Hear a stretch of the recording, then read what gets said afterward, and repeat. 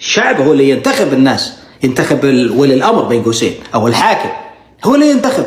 مو والله العلماء يعين لي واحد وينتخبه. هذا راتبه منين يستلم المفتي؟ الفوزان منين يستلم؟ من الحكومة السعودية، غير مستقل أصلا، موظف. هذا ليس عالم أصلا هؤلاء. وكما قال النبي صلى الله عليه وسلم يعني أكثر منافقي أمتي قراءها، أو كما قال النبي صلى الله عليه وسلم. هذا كلام محمد صلى الله عليه وسلم مو كلامي، في معنى الحديث أكثر منافقي أمتي قراءها، هذا كلام محمد صلى الله عليه وسلم وليس كلامي.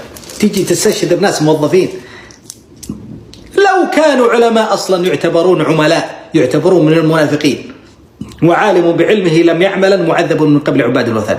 والله هؤلاء هم الذين يحاسبون أول الناس يوم القيامة على الافتراء. هم اللي يعطوا بين قوسين ولي الأمر الكاذب هذا، أصلا ليس ولي أمر، أعطوه شرعية وليس ولي أمر شرعي.